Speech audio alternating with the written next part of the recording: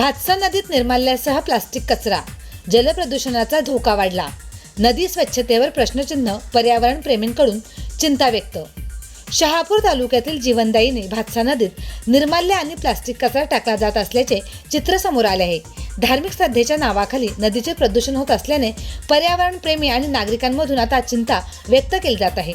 शहापूर तालुक्याला पाणी पुरवठा करणारी महत्त्वाची भातसा नदी सध्या प्रदूषणाच्या विळख्यात सापडली असल्याचे दिसून येते. नदीपात्रात फुले, निर्माल्य तसेच प्लास्टिक पिशव्या टाकण्यात येत असल्याने नदीच्या स्वच्छतेवर प्रश्नचिन्ह निर्माण झाला.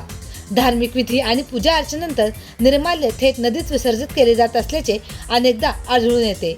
मात्र त्यासोबतच प्लास्टिक पिशव्या आणि इतर कचरा नदीत फेकला जात असल्याने जलप्रदूषणात वाढ होत आहे. यामुळे नदीतील जलचर जीवसृष्टी तसेच पर्यावरणावर याचा विपरीत परिणाम होण्याची दाट शक्यता वर्तवली जाते. स्थानिक नागरिकांनी आणि पर्यावरण प्रेमींनी प्रशासनाने याकडे गांभीर्याने लक्ष देऊन जनजागृती मोहीम राबवावी तसेच नदी प्रदूषित करणाऱ्यांवर कारवाई करावी अशी मागणी आता केली जात आहे. भातसा नदीत निर्माल्य आणि प्लास्टिक कचरा, श्रद्धेच्या नावाखाली नदी होते प्रदूषित.